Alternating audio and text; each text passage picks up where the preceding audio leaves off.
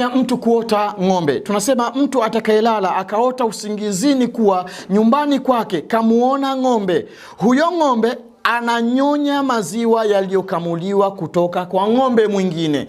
Yani mtu amelala usingizini akamuona ng'ombe nyumbani kwake, kisha yule ng'ombe aliyemuona nyumbani kwake akawa anakunywa maziwa ambayo yamekamuliwa kutoka kwa ng'ombe mwingine, basi maana yake njozi hiyo tunasema binti yako ataharibiwa na mkeo ambaye ndiye mama yake.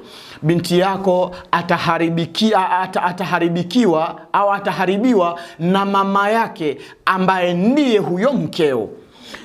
Hapa niseme kwamba wapo akina mama ambao ndio wanawaharibu mabinti zao. Leo hii utakuta ya kwamba binti labda kapata mchumba tu, ni mchumba ambaye hata barua hakuna wala mahari haijatolewa, lakini yule kijana akaja pale nyumbani na pengine mama ndio akawa anafanya mpango wa mazingira namna gani binti yake atakaa aongee na nani, na huyo mchumba wake.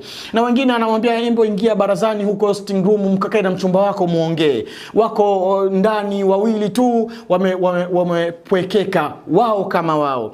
Lakini pia vile vile wamama hutokelezea wao ndio wanaficha siri za mabinti zao. Yani anajua kabisa kwamba binti yangu saizi anatoka anaenda kwa mwanamume ambaye huyo mwanamume ndio inadaiwa kwamba ndiye mchumba wake, lakini hana fursa au sheria haimruhusu kutoka kwenda kichochoroni usiku eti kwamba anaenda kuongea na mchumba wake. Na hatimaye binti huyu anashtukia amekuja kupata ujauzito, akija kuulizwa ujauzito ni wa nani, kwamba eti ni ujauzito wa mchumba wake. Na yote hizi siri zote hizi mara nyingi sana akina mama wanakuwa wanazijua. Kwa hivyo tafsiri ya njozi hiyo iko katika hali ya namna hiyo. Kwa huruma yake Allah tabaraka wa taala, inshallah Mwenyezi Mungu atuongozee wake zetu na atuongozee mabinti zetu. Ama nukta nyingine ya kumuota ng'ombe, tunasema kama wewe ni mfanyakazi umeajiriwa kuchunga ng'ombe. Wapo watu ambao wamewaajiri wafanyakazi, wanawachungia ng'ombe wao, wanaenda kuwakatia malisho, wanawaletea pale na kadhalika. Sasa kama wewe umeajiriwa katika kazi hiyo, kisha ukalala ukaona kuwa unakamua maziwa ya ng'ombe, wewe huyo mfanyakazi unakamua maziwa ya ng'ombe, basi maana yake unaambiwa kwamba utaoa binti wa bosi wako. Maana yake utaoa binti wa bosi wako.